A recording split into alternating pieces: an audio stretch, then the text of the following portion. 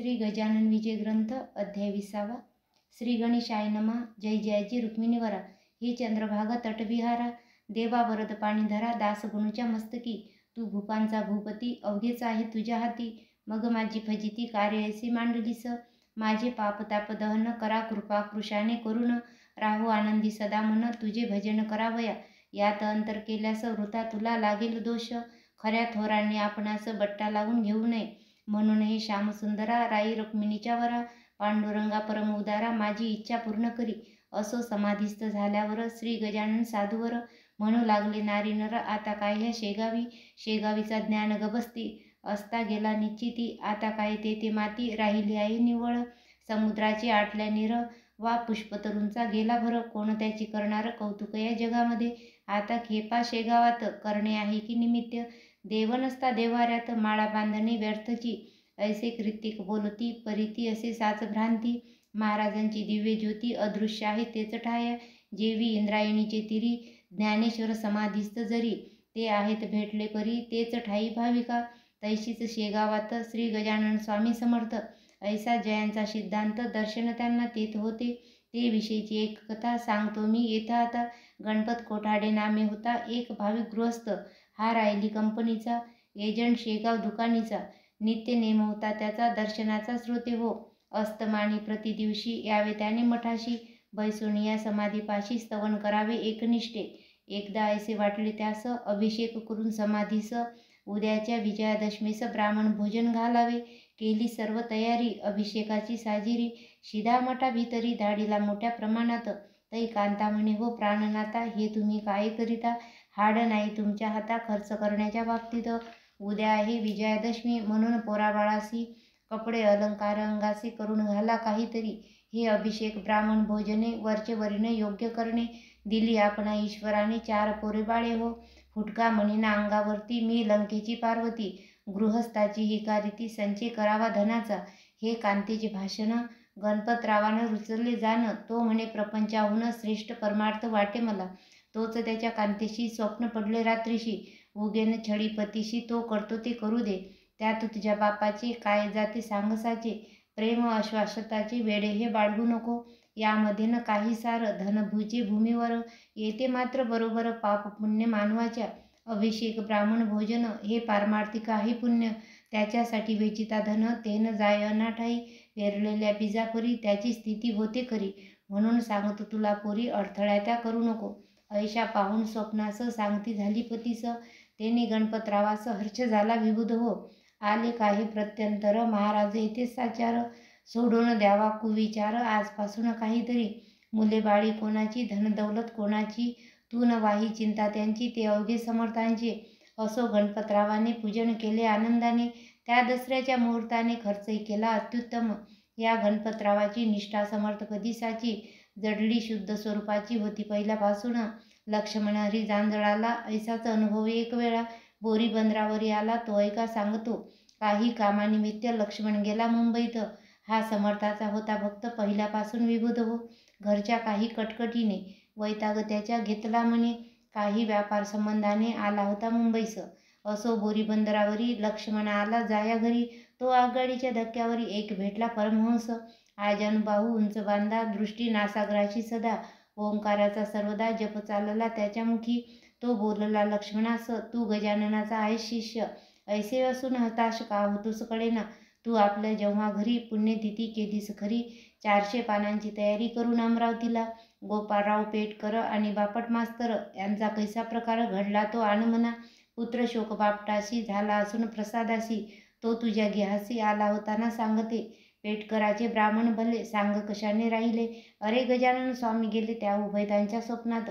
उपदेश करून दोघास आणि देवते प्रसादास. हे कैसे विसरलास सांग मला ये वेळी. खुनेच्या गोष्टी ऐकून सांशक झाला लक्ष्मण. म्हणे हा असावा कोण हे काही कळत नसे. लक्ष्मणे त्या संन्यासाला आदरे नमस्कार केला. तो पाहता पाहता गुप्त झाला बोरीबंदर स्टेशनाशी. मग लक्ष्मण येऊन घरी वागू लागला पहिल्यापरी. प्रतिवर्षी आपल्या घरी पुण्यतिथीचा प्रारंभ केला.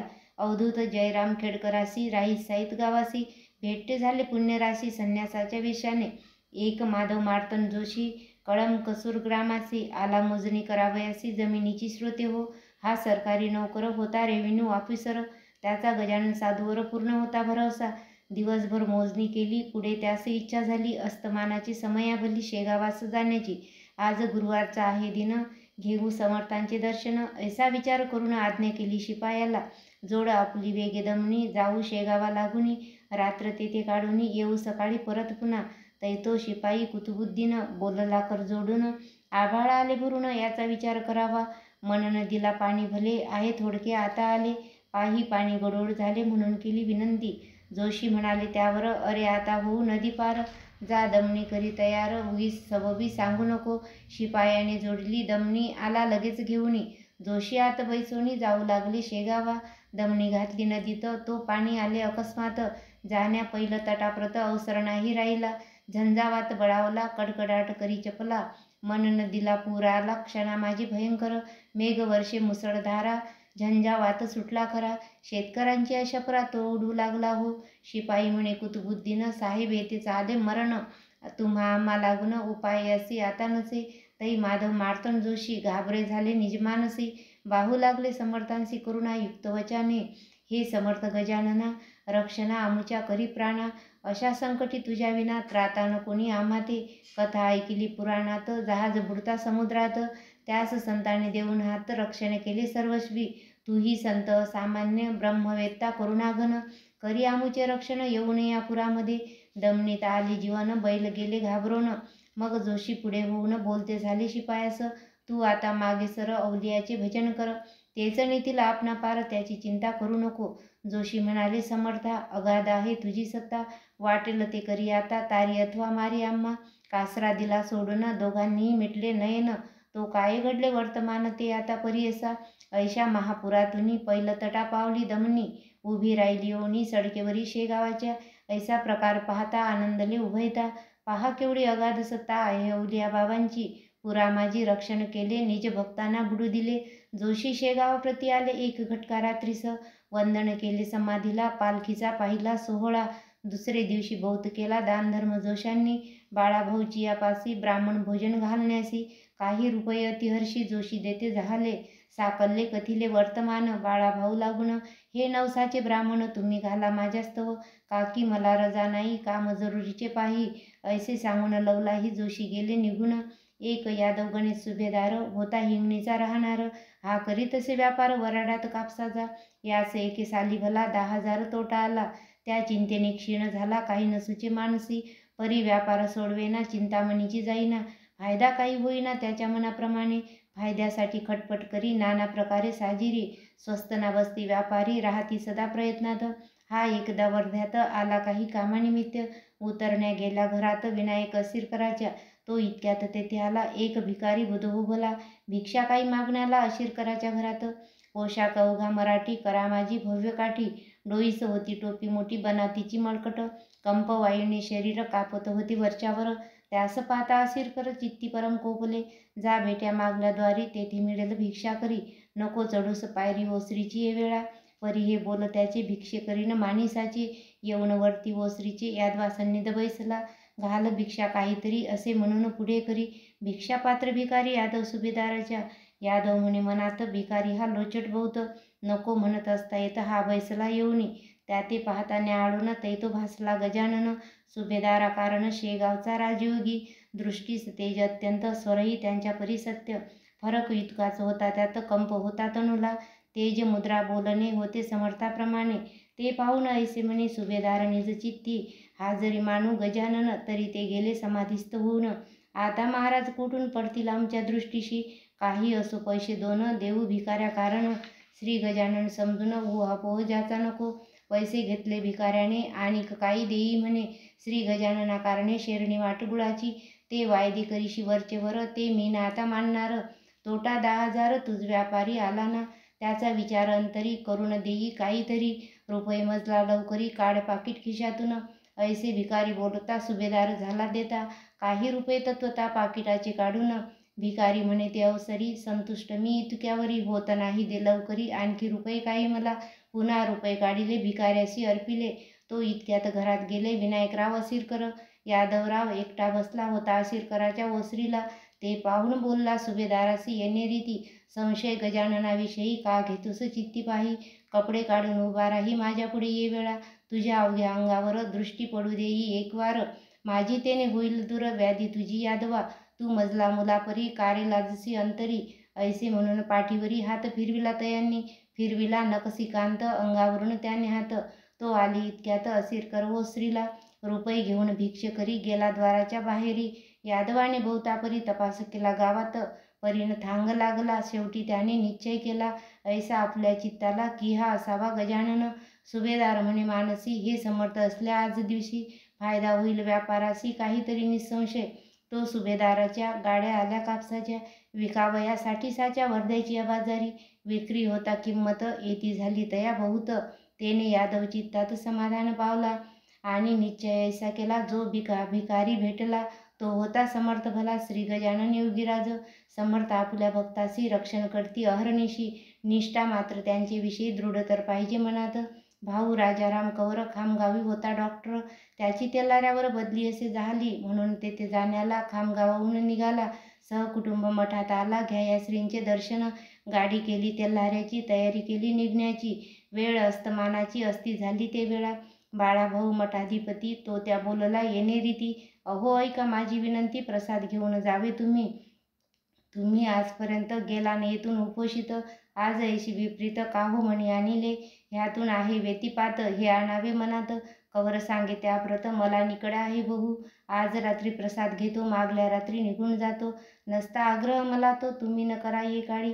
बोलल्याप्रमाणे निघाला तेल्हाऱ्यासी डॉक्टर भला, घेऊन मुला माणसाला दमणी माझी बसून. रात्र होती अंधारी महाभयंकर साजरी, वाटेनिशा शोक करी निजपतीच्या वियोगे. तो चमत्कार ऐसा झाला तेल्हाऱ्याचा रस्ता चुकला, कोणी न भेटे पंथाला विचारावे कोणा जरी. गाडी अरुंद रस्त्यावर दोन्ही बाजूस काठी फार, गाडी उभी काठावर एका भव्य तलावाच्या. म्हणता झाला गाडीवाला साहेब रस्ता आहे चुकला. हे ऐकून कवराला आश्चर्य वाटले मानसी. खाली उतरून जो पाहत तो अवघे दिसले विपरीत.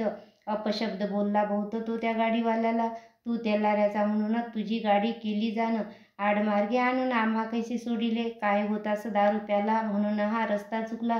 वाट तुझ्या डोळ्याला दिसली कशी ना सांग मज, तेल्हाऱ्याचा रस्ता थोर आम्ही हमेशा वाहतो साचार. मग आडमार्गावर गाडी कैसी आली तुझी. ऐसे कवर बोलता गाडीवाला जोडी हाता, काहू मजला शिव्या देता म्यान अपराध केला की. मी हमेशा भाडे करतो तेल्हाऱ्याहून येतो, वाटेल तेव्हा गाडी हाकतो रस्ता अवघा माहीत मज. बैलहीना कोठे वळले ते नीट येथेची आले, तलाव पाहता स्तब्ध झाले हा न रस्ता तेल्हाऱ्याचा. मग कवर समजला मनात हे समर्थांचे आहे कृत्य. प्रसाद घेतल्या विरहित का की मी निघालो, बाळाभाऊच्या विनंतीला मी नाही मान दिला म्हणून माझा रस्ता चुकला. आता वाट गवसे कशी, हे भयंकर कानन येते मशी त्राता कोण. गजानना तुझ वाचून रक्षण माझे कराया. तो तळ्याच्या दुसऱ्या बाजूला घांगर माळांचा आवाज झाला. डॉक्टरांच्या कानी पडला तेने आला थोडा धीर. गाडीवाल्यासी म्हणे कवर रस्ता नाही फार दूर, या चाहुलीचा सुमार धरून गाडी हाण आता. ते त्याने ऐकले काट्या कुपाड्यामधून नेले, नीट रस्त्याला लाविले या आपल्या गाडीस. हम रस्ता लागता भली डॉक्टरांनी चौकशी केली, तो ऐशापरी समजली गोष्ट त्या कवराते. हे शेगावचे शिवार आहे अजून साचार. मग म्हणाला डॉक्टर चाल शेगावी परत आता. सूर्योदयाचे समयाला शेगावासी कवर आला. वृत्तांत बाळाभाऊला केला सर्व निवेदन. मग बाळाभाऊ म्हणाले हेच आज बरे झाले, व्यतिपातीनं जाऊ दिले समर्थांनी तुम्हास. आज प्रसाद ग्रहण करा, उद्या जाऊ तेल्हारा, करू नये कधीच खरा प्रसादाचा इन्कार. समर्थांचे तुम्ही भक्त म्हणून तुम्हा आणले परत, मानवाचे अवघे बेत सिद्धीस जाणे अशक्य. संताच्या जे असेल मनी तेच येईल घडवणी, भरवसा त्यांचे चरणी ठेवून स्वस्थ असावे. दुसरे दिवशी प्रसादासी घेऊन गेला तेल्हाऱ्याशी. आता पुढील गोष्टीशी अवधान द्यावे श्रवणाते. एक रतनसा नामे नर होता जातीने भावसार, तयाचा मुलगा दिनकर होता 1 वर्षाचा. त्याशी सोबणीचा रोग झाला, कोणी म्हणती सटावला. बालक अवघा सुकून गेला, रक्त न राहिले अंगात, दिसू लागली अवघी हाडे, वरती नुसते कातडे. वैद्य आणले बडे बडे, परीन झाला उपयोग. मुलगे रडता राहीना, दूध पाणी घेईना, ज्वरमुळीच सोडीना, पाहतयाच्या तनुते. वैद्य म्हणती रतनसाशी आता औषध न देई यासी, हा तुझ्या हाताशी लागणे आहे अशक्य. शक्याशक्य विचार सुज्ञे करावा निरंतर. उगीच पूल सागरावर बांधावया जाऊ नये. ऐसे ऐकून रतनसा रडू लागला ढसढसा. शेवटी विचार त्याने ऐसा केला आपुल्या मानसी. येवी तेवी मरते पोर माझे आता साचार. पाहू करून एक वार उपाय हा शेवटचा. दिनकराचा अंतकाळ आला होता अतिजवळ. घरची माणसे सकळ लागली श्रोते रडावया. हात पाय गार झाले, नेत्र तेज मंदावले. मनगटाचे सोडिले ठिकाण पहाणाड्यांनी. ऐशा स्थिती माझारी रतनसाने पुत्र करी. घेऊन ठेविला असे द्वारी नेऊन या समर्थांच्या. आणि केला त्याशी नवस पुत्र माझा उठल्यास. शेरणी वाटीन तुम्हास मी 5 रुपयांची. तुम्ही पावले अवघ्याला त्याचा अनुभव द्यावा मला. मी आहे आपुला माझी उपेक्षा करू नका. माझे मूल द्वारात तुझ्या जरी झाले मृत, तरी अवघ्या वराडात तुझी होईल ना चक्की. अमृतापरी तुझे चरण आले सांगता आम्हा जन. हे स्वामी गजानन कृपा करा या बाला. पुत्रन माझा उठला जरी मी डोके फुडीन पायावरी. तुझ्या आज निर्धारी ऐसा निश्चय मनीचा. अमृत तुल्य तुझी दृष्टी त्याची करावी आज वृष्टी. नको करूस मला कष्टी महापुरुषा गजानना. त्यास काही वेळ झाला तो प्रकार ऐसा घडून आला. मूल हातपायाला हालवावया लागले. नाडी आली ठिकाणी रुदन करू लागले जाणी. तो प्रकार पाहुनी लोक सारे आनंदले. समर्थ कृपा झाल्यावर राहील कुठून त्या दर. सूर्याची या समोर तमाचा तो पाडनसे. दिनकर थोडे दिवसात होता झाला पूर्ववत. नवस असला श्रद्धायुक्त तो फळे हा न्याय असे. दादा कोल्हटकरांचा पुत्र राजा नावाचा. आहे प्रसाद समर्थांचा संत कृपा अमोल खरी. कन्या रामचंद्र पाटलाची चंद्रभागा नावाची. जॉन 18 वर्षाची लाडेगाव सासरजीचे. ही असता गरोदर प्रसंग आला दुर्धर. प्रसूतीची वेळ फार कठीण स्त्री जातीला. लाडेगावाहून माहेरी चंद्रभागा आली घरी. प्रसूतीस्तव निर्धारी जनरीतीप्रमाणे. मोठ्या कष्टाने प्रसूती झाली तिची निश्चिती. तोच चंद्रभागेवरती ज्वरे अंमल बसविला. तो होता नवज्वर. थकून गेले डॉक्टर. औषधोपचार केले फार आपल्या मुलीस पाटलांनी. थोड्या बहुत गुण आला. व्याधी तितक्या पुरता दबला. परी नव्हता मुळीच झाला नामशेष देहातुनी. चंद्रभागा आजारी पडू लागली वरच्यावरी. एकदा अकोल्या नेले करी औषध तिला द्यावया. वैद्य विधाने नाना करीती. कोणी नळसंग्रहणी बोलती, कोणी वैद्य ऐसे म्हणती. क्षय झाला मुलीसया. मेळ एकाचा एकाला नाही मुळी लागला. मग पाटलाने विचार केला आता वैद्य गजानन. तारू अथवा मारू ऐसी अंगारा लावा प्रतिदिवशी. तीर्थ द्यावे प्यावयासी समर्थांच्या पायांची. पिता मोठा निष्ठावंत समर्थांवरी अवघा येत. हळूहळू त्या पोरी प्रत गुण येता झाला. तिला उठवत नव्हते शय्येसी. ती चाली दर्शनाशी. पायी चालत मठासी. हे महत्व अंगाऱ्याचे. निष्ठावंत ज्याचा भाव तयाशी पावे देव. उपास्यापदी भाव उपासके ठेवावा. रामचंद्राची अंगना जानकाबाई सुलक्षणा. परिदैवयोग सुटेना तो भोगल्या वाचुनी. वाताचा झाला विकार जानकाबाईस साचार. पोटदुखे वरच्यावर काही उपाय चालेना. औषध देता दबे वात पुन्हा उठे पूर्ववत. ऐसा क्रम दिवस बहुत चालला होता श्रोते हो. त्या वाताची अखेरी होती झाली मस्तकावरी. मेंदू बिघडला निर्धाली गेली जाणीव मावळून. वेड्यापरी करावे वाटेल ते बोलावे. कधी उपाशी निजावे कधी बसावे जेवत. कोणी म्हणती लागले भूत कोणी म्हणती रोग सत्य. काही वधू लागले ते हाकरणीचा प्रकार असे. काकी जितके असती जमेदार त्यांचे असते वाकडे फार. दुबळा आपुला दावी जोर चटूक करणी करून या. औषधी उपाय बहुत केले जाणतेही आणविले. गंडे बहुत बांधिले करी जानकाबाईच्या. पाटील घरचा श्रीमंत तो सापडला अडचणीत. म्हणून येता झाला होता अवघ्या त्या दांभिकांना. कोणी अंगात आणावे वेडाचे निदान करावे. काहीतरी सांगावे धनास्तव पाटलाला. तो बिचारा सारे करी कांताबरी न होय परी. विचार त्याने अखेरी ऐशा रीती ठरविला. वैद्य आता गजानन जाणता आता गजानन. देवऋषी आता गजानन तो जे वाटेल ते करो. माझी बायको सून त्याची ही भावना माझी साची. आता अन्य उपायांची गरज नाही आम्हाला. तू उद्यापासून प्रातःकाळी करी स्नान. मठा माझी जाऊन घाली प्रदक्षिणा समाधीशी. ते तिने पतीचे वचन सर्वथैव केले मान्य. समर्थ समाधी लागून घालू लागली प्रदक्षिणा. गेल्यानं त्या मात्र वाया. दया आली सद्गुरुराया. वात विकार जाऊन या निर्दोष ती झाली. खऱ्या खऱ्या संतांची सेवा न जाई वायासाची. परी निष्ठा मानवाची जडणे तेथे अशक्य. समर्थांच्या नंतर बाळाभाऊ गादीवर बसले त्यांचे चमत्कार काही थोडे झाले. हे वैशाख वद्य षष्टीशी शेगावी गेले वैकुंठाशी. त्यांच्या मागून गादीशी बसले येऊन नारायण. बाळाभाऊ जेव्हा गेले तेव्हा नारायणांनी स्वप्न पडले. नांदुरे ग्रामी भले ते थोडे सांगतो. हे माळी नारायणा तू शेगावास करी गमना. रक्षण्या भाविक जनांना ऐसे मला वाटते. ऐसे स्वप्नी सांगून निघून गेले गजानन. म्हणून आले नारायण शेगाव माझारी. काही दिवस यांनीही अधिकार चालविला ते ठाई. यांची समाधी झाली पाही चैत्र शुद्ध षष्टीला. पूर्व सुकृता वाचून संत सेवान घडे जाण. संत सेवेचे महत्पुण्य त्या पुण्या पार नसे. श्री गजानन लीलेचा पार कधी न लागायचा. अंबरीच्या चांदण्यांचा हिशोब कोणानं लागे कधी. मी अज्ञान पामर मती नाही तिळभर. मघा लीला सागर मुखी केवी वरून हो. त्याने जे जे वदविले ते ते मी कथित केले. लेखणीने अक्षर लिहिले परी तेन तिचे सामर्थ्य. ती लेखणी ज्याच्या करी तोच अक्षरे काढी सारी. निमित्या कारण होते खरी लेखणी ती लिहावया. तैसेच येथे झाले मी लेखणीचे काम केले. लिहिते लिहिते स्वामी भले श्री गजानन महाराज. त्यांच्या कृपे करून मी हे केले लेखन. येथे माझे मोठेपण काहीच नाही विबुध हो. स्वस्ती श्री दासगुण विरचित हा श्री गजानन विजय नामे ग्रंथ. आता आला कळसाप्रत कळसाध्याय पुढे असे. शुभम भवतु श्री हरिहरार्पणमस्तु. इति श्री गजानन विजय ग्रंथस्य विशोध्याय समाप्त.